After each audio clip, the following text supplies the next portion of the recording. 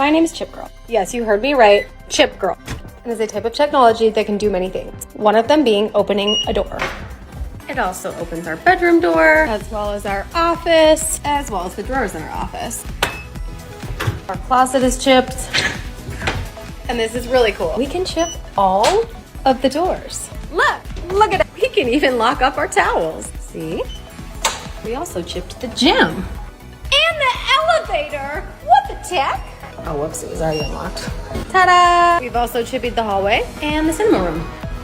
We also entertain a lot. So having a door and a door over there helps because we're able to lock it if we have parties and we don't want people to go on specific sides of the house. All it really is a form of technology that we can program to do cool things around our house.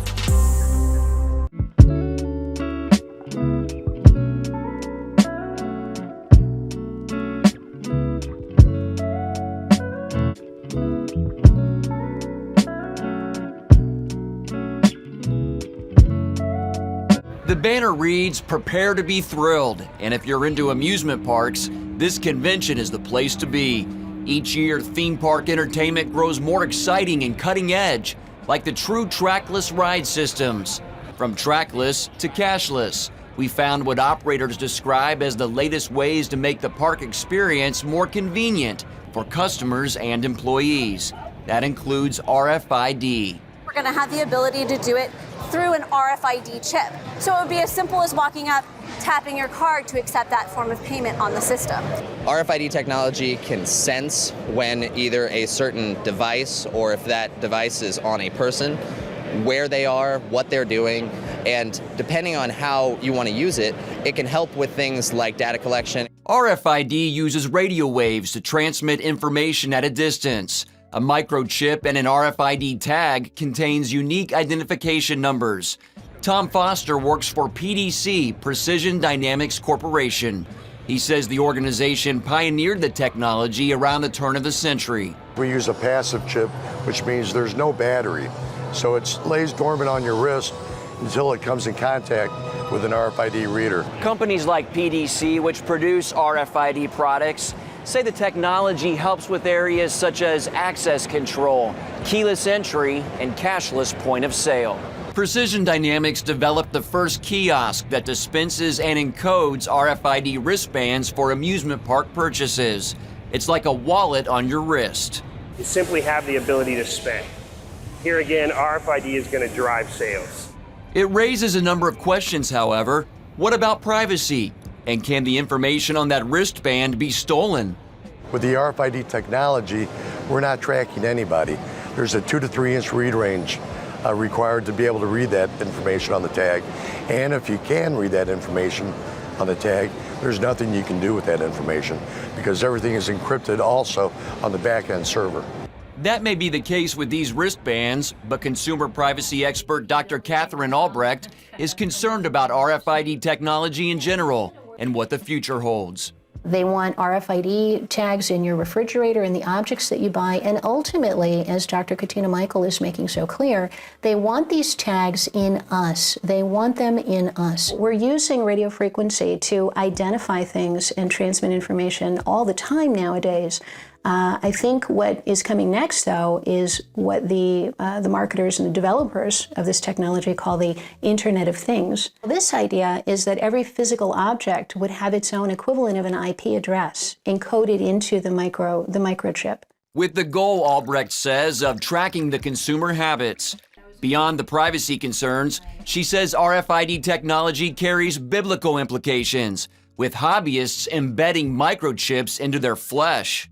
There will be a time when humanity will be forced to take a mark, and that mark will be on the right hand or the forehead. It is the number 666. We're told to pay attention and look out for that. And people who do not take that mark, of course, will not be able to buy or sell. The scripture she's referring to is Revelation chapter 13, verses 16 through 18. Some people say RFID will be the mark of the beast because it can be a mark in your hand that you can transmit. If it isn't, and it may well not be, there may well be something that comes next beyond that to fulfill that biblical prophecy. But every one of those steps was getting us closer to that end destination. Radio isn't the only way that Albrecht is getting her message out about the dangers of RFID technology and what it can lead to. She's also a best-selling author, writing books for both adults and children. Albrecht has devoted a decade to studying RFID. One result of her research, the book Spy Chips: How Major Corporations and Government Plan to Track Your Every Move with RFID. She especially wants to reach younger readers with I Won't Take the Mark, a Bible book and contract for children to help kids understand the book of Revelation. I am stunned at the number of people who have gone to VBS and summer camp and Bible school and Sunday school, and they've never even heard of the mark of the beast. The churches aren't preaching it. They're not discussing it. There's an embarrassment factor about this, which is ironic because throughout all of history, it's been a huge topic. Now that we're actually seeing these technologies develop before our eyes, no one wants to talk about them. Albrecht is working to change that, wanting people to think before blindly accepting new tracking technology.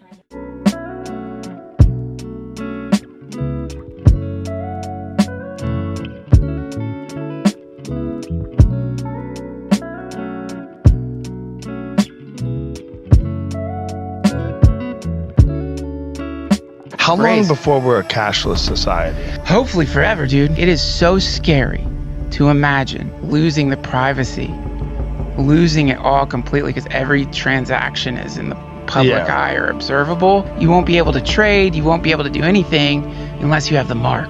We should read it, because I think you're onto something. We're opening up the book of Revelation. If you remove the ability to trade currency in a private way, you are now controlled. You are now monitored. It also causes all, both small and great, both rich and poor, both free and slave, to be marked on the right hand or the forehead, so that no one can buy or sell unless he has the mark. That is the name of the beast or the number of its name. This calls for wisdom. Let the one who has understanding calculate the number of the beast, for it is the number of a man, and his number is 666.